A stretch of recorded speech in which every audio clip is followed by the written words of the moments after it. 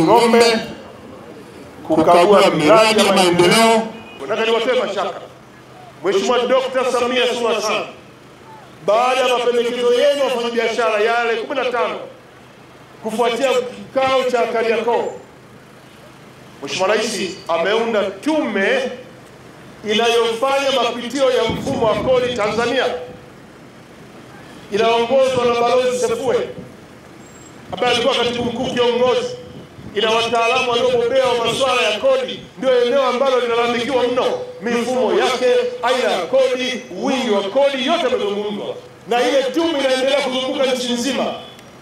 Sina wakiwa malipita kwenye mkoa au na watapita ili kupata maoni yenu. Kodi nyingi zinazosumbua kwenye biashara, zinaogopesha kwenye biashara, tuzifanyeje mtu aweze kulipa moja ili huku kwa watu kama kuna watu kugawana huko wagawane wenyewe, ila mlipaji alipe eneo moja. Haya yote yataingizwa kupitia matokeo ya tume. Kwa wafanya biashara muwe na amani, eneo hili linafanywa kazi na tume. Itakapomaliza kazi itatoa mawasilisho.